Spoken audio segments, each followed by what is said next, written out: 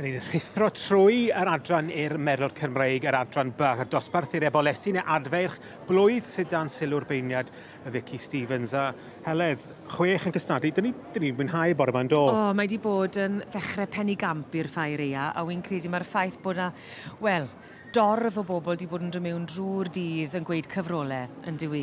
Ac ti'n edrych hefyd ar y gwahanol ddosbarthiadau, ac o edrych ar yr adran by, y Merlod Cymreig, wy'n meddwl wedyn ni, le wyt ti'n dechrau pan ti'n edrych ar linach gwad a mynd ati i fagu?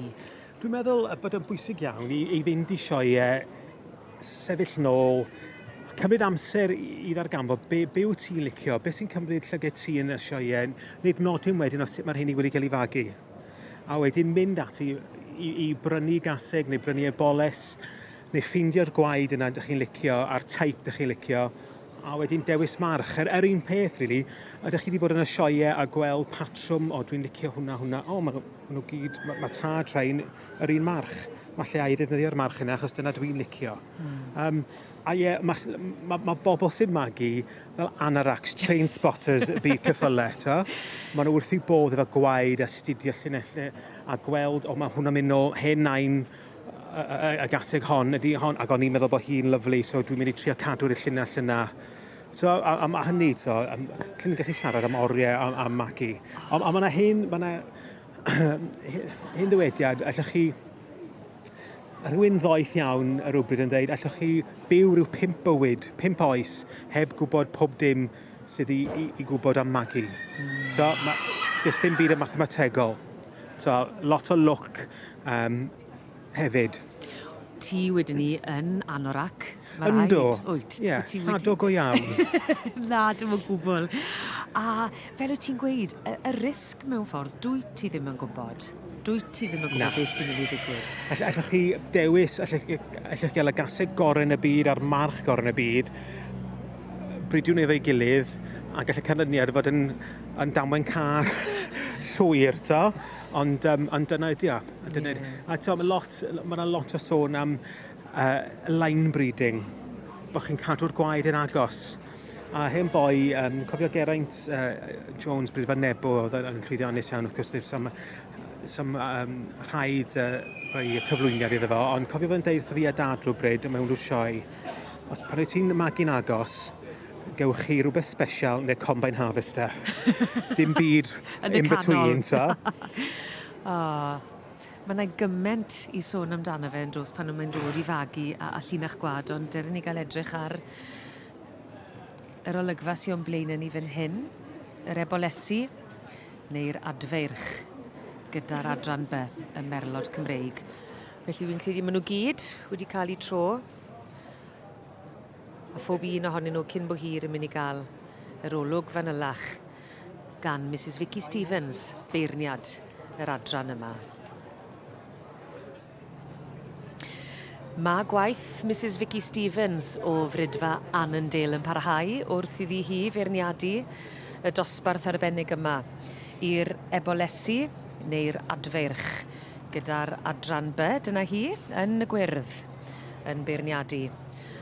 Ie, y Merlod Cymreig yw'r adran yma a'r dosbarth i'r ebolesi a'r adfarch fel ni'n gweud, felly pob un ohonyn nhw wedi cael ei tynnu mewn iddi gael golwg manylach bellach. Yn gyntaf ar hyn o bryd, mae Sandy Anderson gyda Thistledown Winter Rain, wrth gwrs, Liesl Mead unwaith eto yn dangos ar ei ranno.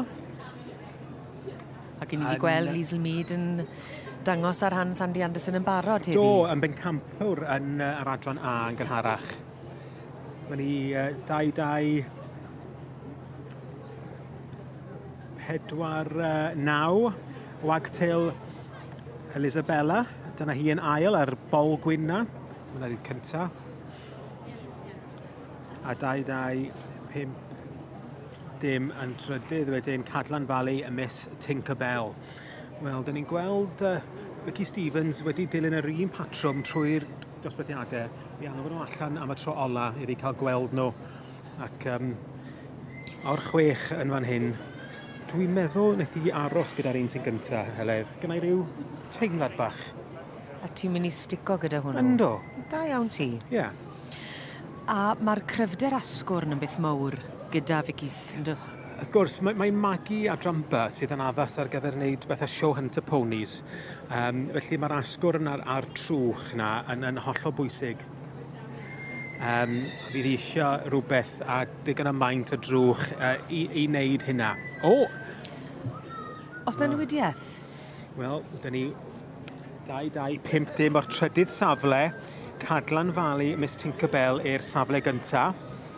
Yr ail wedyn Thistledown Winter Rain oedd yn gynta a 2-2-4-9 Wagtail Elisabella o'r ail i'r drydydd. So mae hi wedi gwneud dipyn o hyn yn ystod ei ferniadu yn yr adran yma. Mond i bod yn stori a gweud y gwir drwy gydol y dydd yn dwi yn newidiadau munud ola sydd yn dangos dyn nhw'n gorffen gweithio nes yr eiliad ola. Yn union, ac mor bwysig yw i wneud yn siŵr fel rhywun sy'n arddangos bod chi'n gweithio ac yn cael y gorau allan o'r ceffyl nes y diwedd. Mae yna dipyn o ddiddordeb gyda'r beirniad yn y byd rasio hefyd yn dos. Oes Vicky Stevens a diddordeb yn y byd rasio. Ac mae'n braf cael gweld bod yna mwy nag un diddordeb ym myd y cyffylau. Wel, rasio tuag at y pencampwr fydd i nawr. Ac i gadarnhau yn y dosbarth yma, dosbarth swyddogol i'r Ebolesu a'r Adfarch. Yn fuddigol, Cadlan Valley, Miss Tinkerbell. Yn eiddo i John a Lara Axon.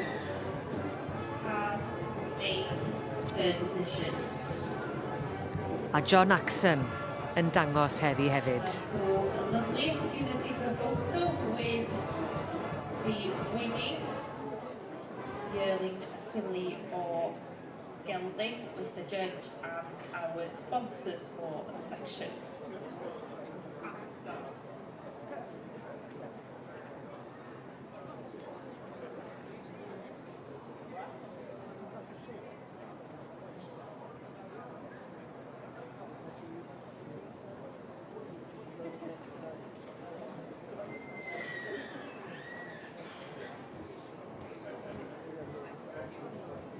A dyma ni felly gyflwyno rhagor gyntaf I rhif 2-2-5 Many Axon. Well, Mr. John Axon, you have made that long journey from Hertfordshire well worthwhile with a win at the Royal Welsh Winter Fair. First one ever for us. And can you describe this in words, the first win here at the Winter Fair? It's hard to put into words, actually. Unbelievable. Been always close, but never. So, Well, we had somebody earlier saying they've always been the bridesmaid, never the bride. This is your day. Yeah, my day today. Makes a change. Been a long time coming. Oh, well, we're very, very pleased for you. Pob lwc yn y pencampwriaeth, good luck in the championship, and many congratulations. Thank you very much. Diolch yn fawr.